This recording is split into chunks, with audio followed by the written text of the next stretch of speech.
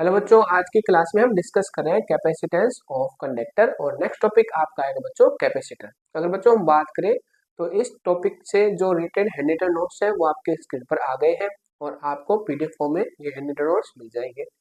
अब बच्चों बात करते हैं इस टॉपिक की। तो बच्चों आप इस वीडियो को अगर देख रहे हो तो कोई बात नहीं, देखिए, नहीं देखना तो कोई दिक्कत नहीं है, लेकिन आप जो हैंड रिटन नोट्स है वो एक बार आप रीड जरूर कर लेना, क्योंकि वहां पे हमने थ्योरी दी है। इस टॉपिक से रिलेटेड थ्योरी थोड़ी ज्यादा है, थ्योरी से आपको क्या होगा, टॉपिक एकदम क्रिस्टल क्लियर हो जाएगा। फिर आपको लगे कि वीडियो भी देखना है तो आप वीडियो देख सकते हो। आइए बच्चों हम बात करते हैं एकदम बेसिक से, ठीक है। थ्योरी आपका एकदम बच्चों बेस स्ट्रॉन्ग कर देगी, ठीक है, इसलिए हमने थोड़ी थ्योरी ज्यादा दी है। बच्चों आपका जो टॉपिक है कैपेसिटेंस ऑफ कंडक्टर, इसको देखो नॉर्मल वे में समझते हैं, ठीक है।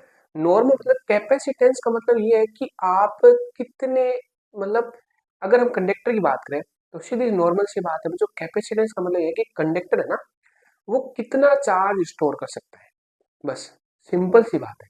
जैसे अगर हम अपनी बात करें तो हम मान लो कितने लेक्चर वन डे में ले सकते हैं, कितने घंटे हम बच्चों को पढ़ा सकते हैं, वो हमारा लेक्चर की कैपेसिटी है। इसी टाइप से जैसे बात करें आपके बच्चों, तो आप आपकी सीटिंग कितनी है, उन्हें आप कितने घंटे बैठ के आराम से पढ़ सकते हो। अगर हम जैसे बस की बात करें तो बस का जो कंडक्टर है वो कितने पैसेंजर बस में ले जा सकता है। तो मतलब एक्चुअल में मतलब कैपेसिटी से रिलेटेड है, कैपेसिटी से रिलेटेड है। तो यहाँ पे तो बच्चों ऐसे कुछ प्रोसेस है नहीं, तो कंडक्टर की कैपेसिटी कैसे मतलब हम चेक करेंगे। कंडक्टर की कैपेसिटी ऐसे चेक कर लेंगे कि भाई कंडक्टर कितना चार्ज स्टोर कर सकता है मैक्सिमम, वो उसका क्या हो जाएगा, कैपेसिटेंस हो जाएगा, ठीक है। ठीक है, अब देखो बच्चों हम देखते हैं कैपेसिटेंस ऑफ कंडक्टर। देखो बच्चों इसकी थोड़ी सी प्रोसेस देखते हैं हम, नॉर्मल सा टॉपिक है। जैसे बच्चों अगर आप कोई बॉडी को क्या कर रहे हो, चार्ज कर रहे हो, ठीक है, कोई कंडक्टर बॉडी है उसको क्या कर रहे हो, चार्ज कर रहे हो। तो चार्जिंग की प्रोसेस में क्या हुआ, आपने मान लो इतना चार्ज, मतलब आपने कंडक्टर को दे दिया। अगर आप और चार्ज दोगे तो इस कंडीशन में ये जो चार्ज है ये इसका क्या करेगा, और चार्ज जो आ रहा है उसका क्या करेगा, अपोज करेगा। लेकिन आप इसके अगेंस्ट वर्क डन कर रहे हो, इस कंडक्टर को आप चार्ज कर रहे हो तो पहले से जो चार्ज है वो इसका अपोज करेगा, लेकिन आप इस चार्ज के अगेंस्ट क्या करोगे, वर्क डन करोगे। वर्क डन करोगे तो यहाँ पे क्या हो जाएगा, पोटेंशियल एनर्जी क्या हो जाएगी, इंक्रीज हो जाएगी, ठीक है। यानी अगर आप क्या करो चार्जिंग प्रोसेस में, पोटेंशियल एनर्जी क्या होती है, इंक्रीज होती है, क्योंकि हम क्या होता है रिपल्सन के अगेंस्ट वर्क डन करें तो पोटेंशियल एनर्जी क्या होगी, इंक्रीज होगी। इसी सेम टाइप से बच्चों अगर हम बात करें तो आप क्या कर रहे हो, चार्जिंग प्रोसेस में किसी कंडक्टर को चार्ज दे रहे हो, चार्ज दोगे तो बच्चों उसका पोटेंशियल भी क्या होगा, इंक्रीज होगा। पोटेंशियल की वैल्यू भी क्या होगी, इंक्रीज होगी। जैसे जैसे चार्ज की वैल्यू इंक्रीज होगी वैसे वैसे पोटेंशियल भी क्या होगा, इंक्रीज होगा। अगर पोटेंशियल इंक्रीज होगा तो ये प्रोपोर्शनलिटी साइन अगर आप रिमूव करोगे तो Q इज इक्वल टू क्या आ जाएगा बच्चों, सी भी आ गया, ये आपका फॉर्मूला बन गया। और सी क्या है, सी आपका कैपेसिटेंस ऑफ कंडक्टर है, ठीक है। सी क्या है, सी है आपका कैपेसिटेंस ऑफ कंडक्टर। तो सी इज इक्वल टू क्या होगा बच्चों, क्यू अपॉन वी आ गया। सी इज इक्वल टू क्या आ गया, क्यू अपॉन वी आ गया। अब नोट्स में हमने एक नॉर्मल सी डेफिनेशन दे रखी है, किसकी, सी की, कैपेसिटेंस ऑफ कंडक्टर की डेफिनेशन दे रखी है। आप यहाँ पे भी देख सकते हो कि अगर मान लो बच्चों वोल्टेज कितना है, 1 वोल्ट, ठीक है, वोल्टेज कितना है, 1 वोल्ट। तो इसका मतलब Q इज इक्वल टू क्या हो गया बच्चों, Q इज इक्वल टू हो गया C। इसका मतलब ये है कि आपने कंडक्टर को इतना चार्ज दे दिया कि उसका जो पोटेंशियल है, वो इंक्रीज हो गया 1 वोल्ट। उसका जो पोटेंशियल है वो 1 वोल्ट इंक्रीज हो गया। तो उस कंडीशन जितना आपने चार्ज दिया वो किसके इक्वल हो जाएगा, वो हो जाएगा कैपेसिटेंस ऑफ कंडक्टर के इक्वल। तो ये इसकी डेफिनेशन बन गई, ठीक है। अगर हम बच्चों इनकी यूनिट की बात देखो, इसकी अगर यूनिट की बात करें, वैसे तो आप कैपेसिटेंस से क्या मतलब कैपेसिटेंस हमें क्या बताता है, मतलब जो हम बात करें कैपेसिटेंस का मतलब क्या है कि कोई कंडक्टर की कितनी एबिलिटी है चार्ज स्टोर करने की। कैपेसिटेंस ऑफ कंडक्टर हमें ये बताता है कि कोई भी कंडक्टर है उसकी कितनी एबिलिटी है ना, कितनी ताकत है कि वो कितना चार्ज स्टोर कर सकता है, वो एक्चुअल में क्या है, कैपेसिटेंस ऑफ कंडक्टर है। अब बात करें तो बच्चों ये स्केलर क्वांटिटी, स्केलर क्वांटिटी, इसकी यूनिट की बात करें, देखो ऊपर क्या आ रहा है बच्चों, ऊपर आ रहा है आपका चार्ज अपॉन वोल्टेज, ठीक है। देखो उसको सोल्व करते हैं, चार्ज अपॉन वोल्टेज, तो इसका एक्चुअल में जो है तो फॉर्मूला मिल जाएगा कुलाम, कुलाम अपॉन वोल्ट बन गया, ठीक है। और एक इसका दूसरा फॉर्मूला होता है वो होता है फेरेड, ठीक है, coulomb upon volt is equal to farad. इसको थोड़ा सा बच्चों और इजीली सॉल्व कर सकते हैं। देखो कैसे, क्यू की बात करो, सी इज इक्वल टू क्या है, क्यू है, ठीक है, क्यू हो गया। और वी इज इक्वल टू बच्चों हम बता सकते हैं W upon Q. V is equal to क्या होगा, डब्ल्यू अपॉन क्यू होगा, ठीक है। तो ये इस टाइप से यहाँ पे हो जाएगी बच्चों क्यू स्क्वायर अपॉन क्या आ गया, डब्ल्यू। तो ये भी आपका सी का एक फॉर्मूला बन गया, क्यू स्क्वायर अपॉन डब्ल्यू, यानी आपने कितना वर्क डन किया इतने चार्ज को कैपेसिटी कंडक्टर के अंदर स्टोर करने में, ठीक है, ये आपका वर्क डन है। अब अगर बात करें, देखो यहाँ पे तो बच्चों गुलाम आएगा तो गुलाम की क्या हो जाएगी, स्क्वायर हो जाएगी, सी की स्क्वायर है गुलाम की स्क्वायर। और यहाँ पे क्या है, वर्क, वर्क मतलब अपॉन में जूल, तो ये भी इसका सेकेंड यूनिट होगी, गुलाम स्क्वायर अपॉन जूल, गुलाम अपॉन वोल्ट फेड। अब यहाँ से बच्चों डायमेंशन बनाना इजी हो जाएगा। देखो कैसे, देखो डायमेंशन फॉर्मूला बनाते हैं हम, सी मतलब गुलाम है तो इसका डायमेंशन क्या होगा, A1 T1, A1 T1 की स्क्वायर है, सी की स्क्वायर, तो यहाँ पे क्या हो जाएगी A2 और T2 हो जाएगा, ठीक है। अब बच्चों जो बात करें जूल की, जूल मतलब वर्क है, तो वर्क में क्या होगा, डायमेंशन M1L2T-2, ठीक है। अब इसको अरेंज कर दे, देखो तो ये डिनोमिनेटर में है, न्यूमिनेटर में जाएगा तो M-1 हो जाएगा, ठीक है, L-2 हो जाएगा बच्चों। ये भी जाएगा तो देखो माइनस है, और न्यूमिनेटर में जाएगा तो प्लस हो जाएगा, तो एक्चुअल में टी की पावर +2, और ये ऊपर जाएगी तो +2 हो जाएगी, +4 हो जाएगी, और A2, ये इसका क्या आ गया बच्चों, डायमेंशन फॉर्मूला आ गया। अब बच्चों नोट्स में आपको एक 1 फेरेड की डेफिनेशन मिलेगी, तो 1 फेरेड डेफिनेशन कैसे बनाओगे, 1 फेरेड क्या होगा, 1 कूलाम अपॉन 1 वोल्ट, यानी आपने क्या किया, आपने कंडक्टर को 1 कूलाम चार्ज दिया। उस कंडीशन में अगर उस कंडक्टर का जो पोटेंशियल इंक्रीज हुआ है वो कितना है, 1 वोल्ट है, तो उस कंडक्टर की जो कैपेसिटेंस है वो किसके इक्वल होगा, उस कंडक्टर कैपेसिटेंस 1 फेरेड के इक्वल होगा। ये हमने बात आराम से कर ली, ठीक है, कि आपने कोई कंडक्टर है उसको 1 कूलाम चार्ज दिया है, यानी उसने 1 कूलाम चार्ज स्टोर कर लिया, उसके पोटेंशियल कितना इंक्रीज है, उसका पोटेंशियल 1 वोल्ट इंक्रीज हो गया, तो उस कंडीशन में उसकी जो एकदम कैपेसिटेंस है वो कितना है, 1 फेरेड है। अब बच्चों एक नॉर्मल सा ग्राफ है, ठीक है, बाकी हम इन्फॉर्मेशन इरेज कर रहे हैं, ये आपको शायद नोट्स में आई, इसको शायद नोट्स में नहीं लिखा, लेकिन आप इसमें नोट्स में ऐड कर सकते हो इस वैल्यू, ठीक है, ये वैल्यू साइड में आप ऐड कर लें नोट्स में। देखो बच्चों हम ग्राफ बनाते हैं, ठीक है, ग्राफ बनाते हैं, देखो सी का और क्यू और वी में, देखो ग्राफ, देखो आपको वाई एक्सिस पर क्या लेना है बच्चों, क्यू लेना है, आराम से एंजॉय करना है, वाई एक्सिस पर क्या लेना है, क्यू लेना है, और एक्स एक्सिस पर क्या है, वोल्टेज लेनी है, ठीक है। अब देखो आपने देखो स्टार्टिंग में बात की थी बच्चों, आपने बताया था कि Q is directly proportional to V, इसका मतलब जो ग्राफ है वो क्या है, स्ट्रेट लाइन आएगा, ये आपका स्ट्रेट लाइन ग्राफ बन गया। अब मैं इसका स्लोप निकाल रहा हूँ, स्लोप क्या होता है बच्चों, टेन थीटा, तो एक्चुअल में आप इस टाइप से एक ट्राइंगल शो कर सकते हो, ये थीटा है, ठीक है, और ये जो वैल्यू होगी ये होगी वाई एक्सिस की वैल्यू, तो इसको अभी एक बार मैं दो पॉइंट के बीच का डिफरेंस क्या है, क्यू डेल्टा क्यू से डिनोट कर रहा हूँ, आप क्यू भी बता सकते हो, और ये आपकी एक्स एक्सिस की वैल्यू होगी, और एक्स एक्सिस पर आपने क्या ले रखा है, पोटेंशियल ले रखा है, तो ये दो पॉइंट के बीच का डिफरेंस कितना आ जाएगा, डेल ही आ जाएगा बच्चों, ठीक है। तो आपको देखो नॉर्मल जो टेन थीटा होता है वही आपका क्या होता है, स्लोप होता है, और वो क्या होता है, टेन थीटा आपका होता है परपेंडिकुलर अपॉन बेस, और परपेंडिकुलर अपॉन बेस किसकी वैल्यू होगी, क्यू अपॉन वी किसकी वैल्यू है, ठीक है, कंडक्टर की कैपेसिटेंस की वैल्यू है। तो एक्चुअल में अगर वी और क्यू के बीच में आप ग्राफ बनाओगे तो उस कंडीशन में उस ग्राफ का जो स्लोप है वो किसकी वैल्यू बताएगा, आपको कैपेसिटेंस की वैल्यू बताएगा। तो एक्चुअली बच्चों ये टॉपिक अब यहाँ पे हमारा फिनिश हो गया, ठीक है, हम आगे जा रहे हैं, जो नेक्स्ट टॉपिक है आपका कैपेसिटर। लेकिन हम बात करें एक बार इस टॉपिक की कि जो कैपेसिटेंस ऑफ कंडक्टर है वो क्या है, कंडक्टर की प्रॉपर्टी है, प्रॉपर्टी क्या है, एबिलिटी टू चार्ज स्टोर, यानी जिस जो कंडक्टर है उसकी जो एबिलिटी ज्यादा है चार्ज को स्टोर करने की, तो उसका कैपेसिटेंस क्या होगा, ज्यादा होगा, ठीक है। अब देखते हैं बच्चों नेक्स्ट टॉपिक जो आपका है क्या है, कैपेसिटर।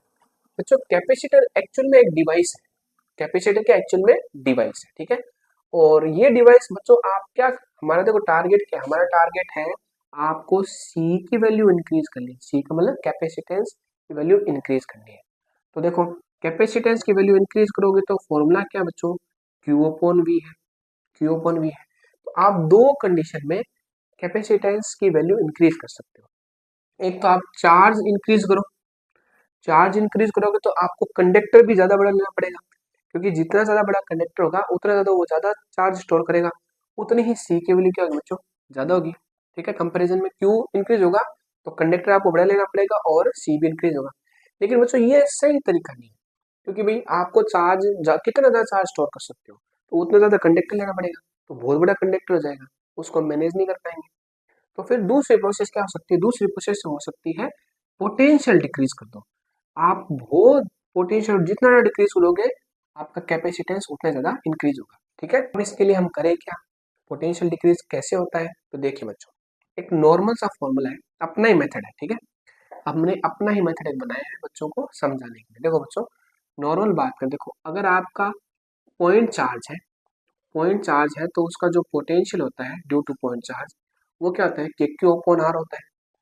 और अगर आपका इलेक्ट्रिक डायपोल है तो इलेक्ट्रिक डायपोल की वजह से जो पोटेंशियल आएगा किसी आर थीटा कंडीशन, वो क्या होगा, K P cos theta upon R square. यानी जो सिंगल चार्ज है उसका पोटेंशियल क्या है, 1 अपॉन आर के डायरेक्टली प्रोपोर्शनल, यानी आर के इनवर्सली प्रोपोर्शनल बोल सकते हो। और यहाँ पे अगर आपका दो चार्ज है, एक्चुअल में जो आपका इलेक्ट्रिक डायपोल है, तो इलेक्ट्रिक डायपोल में दो चार्ज है, एक तो पॉजिटिव दूसरा नेगेटिव, तो उस वजह से जो पोटेंशियल है वो किस पे डिपेंड कर रहा है, आर स्क्वायर के इनवर्सली क्या है, प्रोपोर्शनल है।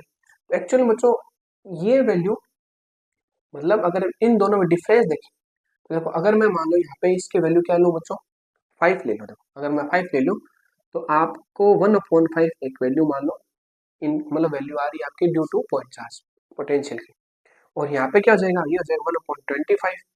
एक्चुअल में यहाँ पे पोटेंशियल बहुत ज्यादा डिक्रीज हो रहा है।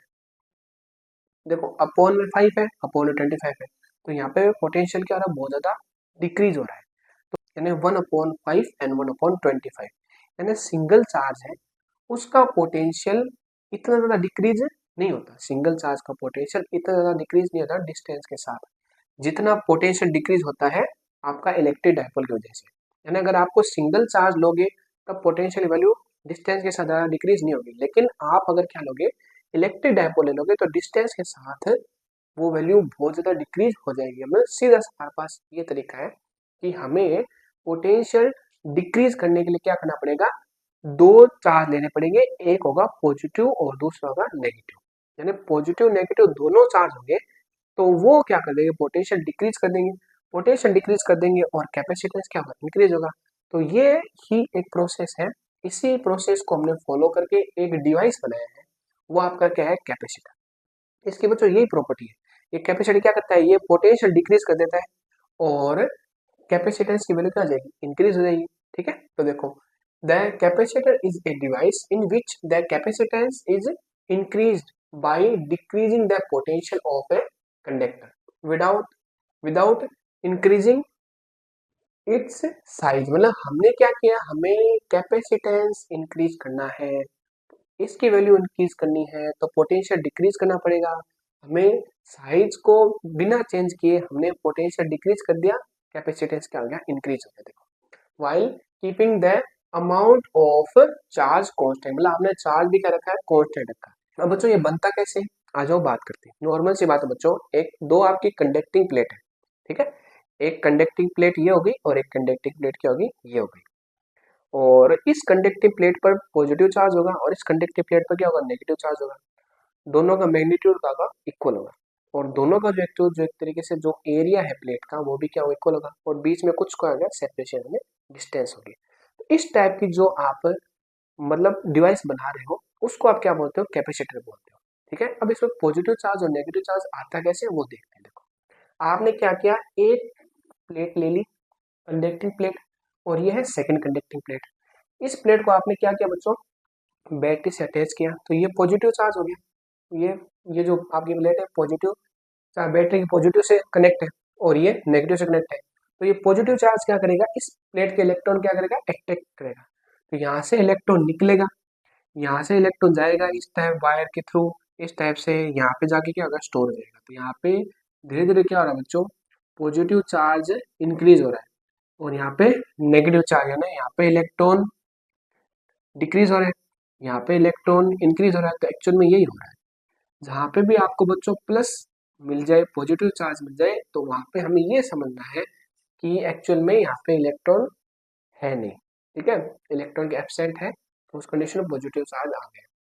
और यहाँ पे इलेक्ट्रॉन ज्यादा है तो ये क्या बताएगा, नेगेटिव चार्ज बताएगा। ठीक है, तो बैटरी क्या करेगी, यहाँ से इलेक्ट्रॉन को अट्रैक्ट करके यहाँ से इसको ऐसे इस वायर के थ्रू यहाँ पे भेज रही है। तो ये पॉजिटिव चार्ज की प्लेट बन गई, ये नेगेटिव चार्ज की प्लेट बन गई। ठीक है, इनके बीच में जो बात बच्चों डिस्टेंस आप कंसिडर कर सकते हो डी है। अब एक कंडीशन बाद ये चार्जिंग की प्रोसेस क्या हो जाएगी, रुक जाएगी। तो इसको आप क्या करो, बैटरी को रिमूव कर दो। ठीक है, इसको हटा दो। तो अब एक्चुअल में क्या हो गया, एक प्लेट पॉजिटिव चार्ज की होगी, एक प्लेट नेगेटिव चार्ज की होगी, और इसका जो एरिया है वो ए और ए है, डिस्टेंस क्या होगी, डी हो गई। यहाँ पे बच्चों जितना चार्ज है वो प्लस का क्यू, यहाँ पे जितना चार्ज है माइनस का क्यू। और दोनों प्लेट का जो पोटेंशियल डिफरेंस है वो क्या आपका V है। इस प्लेट पर जो सरफेस चार्ज डेंसिटी है प्लस सिग्मा, इस पर जो सरफेस चार्ज डेंसिटी है माइनस सिग्मा है, ये प्रोसेस है। तो ये डिवाइस आपने जो बनाया है ये आपका क्या है, कैपेसिटर है। ठीक है, ये डिवाइस क्या कैपेसिटर है। एक साइड पॉजिटिव चार्ज है, एक साइड नेगेटिव चार्ज है, तो दोनों चार्ज मिलके पोटेंशियल वैल्यू डिक्रीज कर देंगे और कैपेसिटेंस की वैल्यू क्या होगी, इंक्रीज हो जाएगी। ठीक है, ये बात आपने कर ली। और अब क्या देखो क्या हो रहा है, यहाँ पे पॉजिटिव चार्ज आ गया, यहाँ पे नेगेटिव चार्ज आ गया, तो एक्चुअल में चार्ज भी स्टोर हो गया। एक्चुअल में जो चार्ज वो भी क्या हो गया, स्टोर हो गया। तो एक्चुअल में जो आपका कैपेसिटर है वो क्या है, is also called a charge storage and electrical energy storage device. मतलब ये चार्ज को स्टोर करता है प्लस इलेक्ट्रिकल एनर्जी को भी क्या करता है, स्टोर करता है। आपका कैपेसिटर कंप्लीट हो गया है। इसमें आपको इस टाइप से डायग्राम बनाना है, ये इसकी वैल्यू होगी। तो अगर इसका भी बच्चों फॉर्मूला बनाए तो फॉर्मूला सेम बनेगा। जैसे जैसे चार्ज की वैल्यू इंक्रीज होगी, बैटरी इसको चार्ज कर रही है, वैसे वैसे पोटेंशियल इंक्रीज हो रहा है। तो Q इज इक्वल टू क्या आ जाएगा बच्चों, सी भी आ जाएगा। सी इज इक्वल टू क्या आ जाएगा, क्यू अपॉन वी आ जाएगा। ठीक है, ये वैल्यू आ गई। आगे अगर हम बात करें बच्चों पोटेंशियल V, V क्या है, दोनों प्लेट का पोटेंशियल डिफरेंस है। ठीक है, दोनों प्लेट का पोटेंशियल डिफरेंस। जब भी आपको पूछे कि जो आपका कंडक्टर है, आपका जो कैपेसिटर है, उसका जो पोटेंशियल है, तो मतलब वहाँ पे ये समझना है कि इसका पोटेंशियल इसका पोटेंशियल डिफरेंस आपका क्या है, पोटेंशियल है। ठीक है, आपके कैपेसिटर। और अगर चार्ज की बात करें, चार्ज का मतलब होता है एक प्लेट का चार्ज का मैग्नीट्यूड। और ओवरऑल पूरे चार्ज की बात करोगे तो पॉजिटिव चार्ज है उतना ही नेगेटिव चार्ज है, तो एक्चुअल में वैल्यू कितना आ जाएगी, जीरो हो जाएगी। इस टाइप से कैपेसिटर के टाइप की बात करें तो कैपेसिटर के आप कितने टाइप है, थ्री टाइप है। ठीक है, एक तो है रेक्टेंगुलर, और सेकंड आपका है सिलेंड्रिकल, और थर्ड आपका स्फेरिकल है। ठीक है, और यहाँ पे अगर और बच्चों डिस्कस करें तो आपका जो कैपेसिटेंस है सी है, सी ये किस पर डिपेंड करता है, सी डिपेंड करता है एक्चुअल में जो चार्ज है उस पर, वो तो चार्ज पर डिपेंड करेगा ही, प्लस ए पर डिपेंड करेगा, जो आपने प्लेट ली है उसका एरिया, डिस्टेंस, और यहाँ पे आपने अगर कुछ मीडियम ले रखा है तो उस मीडियम पर भी डिपेंड कर जाएगा, किसकी वैल्यू, सी की वैल्यू। यानी सी की वैल्यू या जो आपका फॉर्मूला आगे डिस्कस करेंगे टॉपिक में, तो एक फॉर्मूला आएगा, मतलब पैरेलल प्लेट का कैपेसिटेंस का वो होगा A epsilon not upon D. तो मतलब जो सी है कैपेसिटर का, जो सी है कैपेसिटेंस, वो किस पर डिपेंड कर रहा है, ए पर डिपेंड कर रहा है। ठीक है, प्लेट के एरिया पर। एप्सिलॉन नॉट मीडियम में डिपेंड कर रहा है, इनके बीच में आपने कौन सा मीडियम ले रखा है, और डी इनके बीच के डिस्टेंस पर डिपेंड कर रहा है। ये आपका हो गया। अब बच्चों अगर हम बात करें सिंबल की, सिंबल कैपेसिटर का दो टाइप से बना सकते हैं। ये है कैपेसिटर का एक सिंबल, और ये है फिक्स कैपेसिटेंस कैपेसिटर, यानी इसका कैपेसिटेंस क्या है, फिक्स है। और अगर आपको इस टाइप से कहीं मिल जाए सिंबल, तो इसका मतलब ये है कि इसका कैपेसिटेंस क्या हो रहा है, चेंज हो रहा है। अब एक लास्ट टॉपिक है बच्चों आपका प्रिंसिपल ऑफ कैपेसिटर। ये बहुत मस्त टॉपिक है, देखो यहाँ पर डिस्कस कर लेते हैं। ठीक है, प्रिंसिपल ऑफ कैपेसिटर। देखो प्रिंसिपल ऑफ कैपेसिटर क्या है कि आपने क्या ले लिया बच्चों, एक चार्ज प्लेट ले ली। ठीक है, आपने एक चार्ज प्लेट ले ली और इसको आपने इस टाइप से एक इंसुलेटर हैंडल की टाइप से इसको आपने पकड़ के रख रखा है। ठीक है, ये पकड़ लिया। अब आप इसके पास क्या कर रहे हो, इसके पास आप एक अर्थिंग वाला दूसरा प्लेट लेके आ रहे हो, यानी आपने अर्थिंग कर रखी है और दूसरी प्लेट लेके आ रहे हो, यानी यहाँ पे इस प्लेट पर तो चार्ज है, इस पर कोई चार्ज नहीं है। तो जैसे बच्चों होगा क्या कि ये क्या करेगा, ये इसके इलेक्ट्रॉन को अट्रैक्ट करेगा, तो यहाँ पे नेगेटिव चार्ज हो जाएगा, नेगेटिव चार्ज स्टोर हो गया, और इसके अपोजिट साइड में क्या होगा, पॉजिटिव चार्ज आ जाएगा। ठीक है, लेकिन देखो ये पॉजिटिव चार्ज है, तो इस पॉजिटिव चार्ज को न्यूट्रल करने के लिए, ठीक है, जो ग्राउंड से इलेक्ट्रॉन जाएंगे इस वायर में और इनको क्या करना, न्यूट्रल कर देंगे। तो एक्चुअल में एक इलेक्ट्रॉन आया एक पॉजिटिव चार्ज न्यूट्रल, एक इलेक्ट्रॉन आया, एक पॉजिटिव चार्ज न्यूट्रल, इस टाइप से ये इस पर और इलेक्ट्रॉन आ जाएंगे, ठीक है। तो ओवरऑल ये इसका प्रिंसिपल होता है कि अगर आप कोई चार्ज प्लेट के पास में कोई अर्थिंग वाली तरीके से प्लेट लेके आते हो, तो उस कंडीशन में ये प्लस की हो गई, ये माइनस की हो गई, तो पोटेंशियल की वैल्यू क्या आ गई, देखो दोनों चार्ज प्लस माइनस दोनों मिलके पोटेंशियल क्या करते हैं, डिक्रीज करते हैं। देखो एक्चुअली में बात करें तो पॉजिटिव चार्ज क्या करता है, पॉजिटिव चार्ज का पोटेंशियल मान लो 5 है, और नेगेटिव चार्ज क्या करेगा, पोटेंशियल उसका -5 होगा। एक्चुअल में पोटेंशियल क्या हो रहा है, ओवरऑल डिक्रीज हो रहा है, जीरो भी हो सकता है, ठीक है। तो पोटेंशियल डिक्रीज हो रहा है, पॉजिटिव चार्ज और नेगेटिव चार्ज मिलके पोटेंशियल डिक्रीज कर देंगे और सी की वैल्यू क्या आ जाएगी, इंक्रीज। तो यही आपका क्या है, प्रिंसिपल ऑफ कैपेसिटर। तो ये बच्चों हमारा टॉपिक कंप्लीट हो गया है।